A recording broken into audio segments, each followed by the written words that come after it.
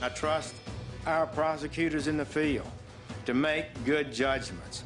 They deserve to be unhandcuffed and not micromanaged from Washington. We are returning to the enforcement of the laws as passed by Congress, plain and simple. If you are a drug trafficker, we will not look the other way.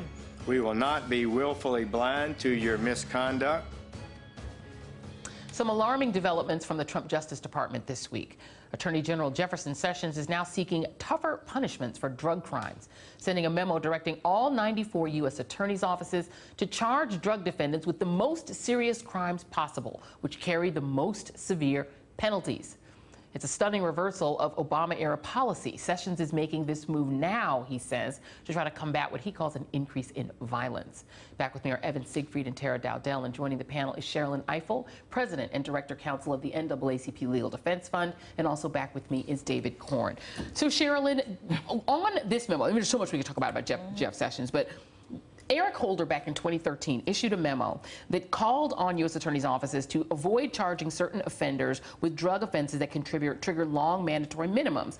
It forced federal prosecutors to consider defendants' background before imposing strict sentences, trying to reduce the federal prison population. Here's what Sessions has now revised that with his memo. He calls it a core principle that prosecutors should charge and pursue the most serious, readily provable offense. The most serious offenses are those that carry the most substantial guideline sentence, including mandatory minimums. Any inconsistent previous policy of by the Department of Justice is now rescinded, effective immediately. So this is really simple. Smart on crime. You and I would probably think this was smart, right? You've got a whole array of people that you can prosecute. You want the person who is the most dangerous, who's engaged in the most serious drug crimes, and you want to target those areas that are seeing the most serious drug crime. Right. That's smart on crime. That's Eric Holder's 2013 memo. Let's take our resources and put them there. Let's not overcharge, but let's really focus on those who are the most dangerous. Not so smart. Jeff Sessions' memo from yesterday is, let's take every single person that we're charging, every drug defendant, no matter what their background, no matter what their level of involvement, and let's charge them with the most serious offense we can charge them with. Thus leading to that person going into jail on these mandatory minimum penalties that keep them in jail for a long time. That's what ends up destroying their lives. It costs the taxpayers money holding somebody for an incredibly long time who's actually not a serious threat to society, and it moves resources away from where they belong, which is the people who are really the most serious criminals. And Eric Holder actually responded to this via tweet, the new way that we all communicate apparently. On Friday, he said the policy announced is not tough on crime, it's dumb on crime, to your point. This absurd reversal is driven by voices who have not only been discredited, but until now have been relegated to the fringes of this debate. I mean, this is these fringe ideas that there is this massive crime wave of drug crime. Is there any statistics bearing it up? No, in fact, this is not anything new. This is Sessions returning us to something old. This was the Ashcroft edict, right? So he's taking us back to 2003, 2004, when in fact most prosecutors, particularly at the state level, and actually yesterday the new president of the National Association of District Attorneys said, I don't think we're at the state level going back to this. Most prosecutors recognize that mandatory minimums are not the way. And so we have a situation in which where the federal government was leading the way and setting the example for states, now it's states that are saying, federal government, you've got it wrong. We're not going back to something that's already been discredited and that we know doesn't work. The irony that mass incarceration was one of the things that drove a lot of younger voters away from Hillary Clinton because of her husband's policies, and now look what we've got. David Corn, this strikes me as something that is a particular obsession of Jefferson Sessions, who once said the only time he turned against the Klan was when he found that they smoked weed. All right, that he's obsessed with marijuana, obsessed with overturning marijuana legalization. Is this Jeff Sessions just sort of indulging in his own personal obsessions? Well, it may well be, and we had seen in the last couple of years, I know you've been reporting on this, Joy, some bipartisan movement with Republicans and Democrats both talking about criminal justice reform and dealing with the mass incarceration which disproportionately affects African-American men. And people, you know, from Rand Paul, and even Trump talked about this when he said to the black community, what do you got to lose? Well, we've seen a lot what they've had to lose in the last couple of months.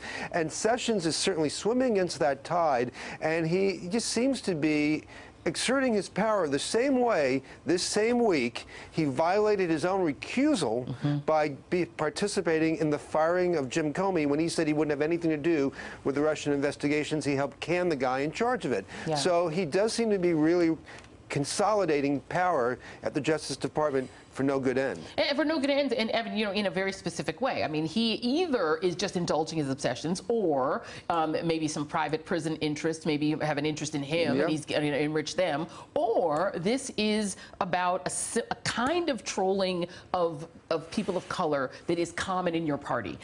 Jefferson Sessions, amid the turmoil that he's facing now on Russiagate and other things, took the time out to be honored by a police union boss here in New York, a guy named Edward Mullins, an incredibly controversial guy. He's been called Crazy Eddie by the former NYPD Commissioner Bill Bratton, MLP Commissioner, declares Sessions an honorary member of his organizations. This is a guy who objected to the Eric Garner settlement, who said it was a travesty, who walked out when police had to admit that they beat, I think, a 60-something-year-old man, and they had to settle. He walked out and called that a travesty. He objected to Beyonce's performance at the Super Bowl. This is an extremist, and Jeff Sessions proudly stands next to him. Is that what this is? Is this cultural trolling, and Jeff Sessions is a member of the troll army? Well, first of all, unlike the prior segment, I think David is 100% right. The criminal justice reform is very important, and actually, if you look, Trump voters want it.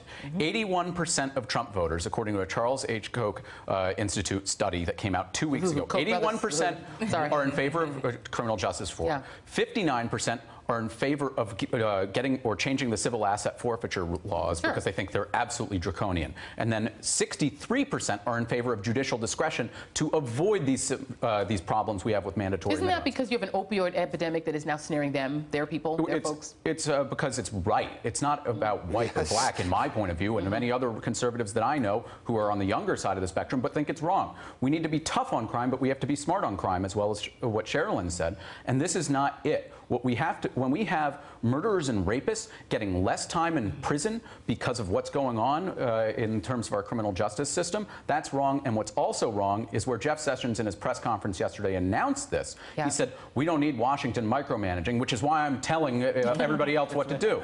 Thank you, Jeff Sessions. Well, he has no U.S. attorneys. Right.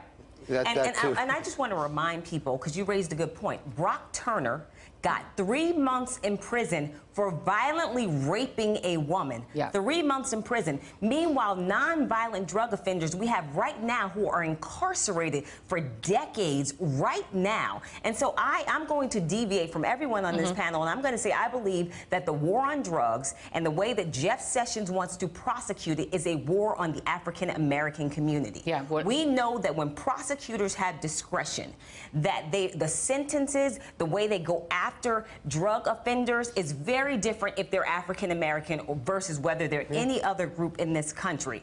This is dangerous, and people need to understand Jeff Sessions single-handedly led the charge to block the very bipartisan criminal justice reform that was sought in the Senate. And immigration reform. He also personally blocked that too. I would be remiss. I have the great Sherilyn Ifill in front of me. We're going to talk about this tomorrow, but I'm greedy, so I'm going to just ask you really quickly because I know the LDF is very much involved also in fighting back against Jefferson Sessions' other obsession, which is attempting to find fictional voter fraud. Yes. What are your thoughts? Well, as you know, Jeff Sessions is the person who prosecuted our clients in 1985 unsuccessfully for voter fraud, and this is something we talked about when he was nominated for this position. This week, the president finally released his long-awaited executive order creating a voter fraud commission, and creating as the co-chairs of that commission Vice President Pence and one of the most zealous advocates of the myth of voter fraud, Kansas Secretary of State Chris Kobach. We truly believe that this is essentially an effort to nationalize something that has been on the fringe and to create a national voter intimidation program against African Americans and Latinos. People should not be fooled by this. People should recognize it for what it is. We filed a whole series of FOIA requests asking for all the underlying information about the formation of this commission, what it means, where it came from, who's funding it. Senator Mitch McConnell said no federal funds should go towards this investigation. So how is it going to be funded? And we've now filed FOIA requests against the Secretary of State of Kansas. We want to find out what he knows, and we'll be all over this and be watching every move that it makes. And I believe we're going to have a member of your team on tomorrow to talk about this more. But just reminding folks, it's not on the federal side, but on the state side, if you go to prison on a state marijuana charge, you go to prison. In a lot of states, you also lose your right to vote. So these things are very much connected. It's pulling people not just out of society, out of their families, out of their communities, and away from the economic life of their community, but in a lot of cases, it's disenfranchising them too. So it's all connected. And somehow Jeff Sessions is at the middle of all of it. Evan Siegfried, Tara Dowdell, and David Corn will be back. Cheryl and Eiffel, always a pleasure. Thank you very much. And up next, Spicer on the Loose, Melissa McCarthy style. Stay with us.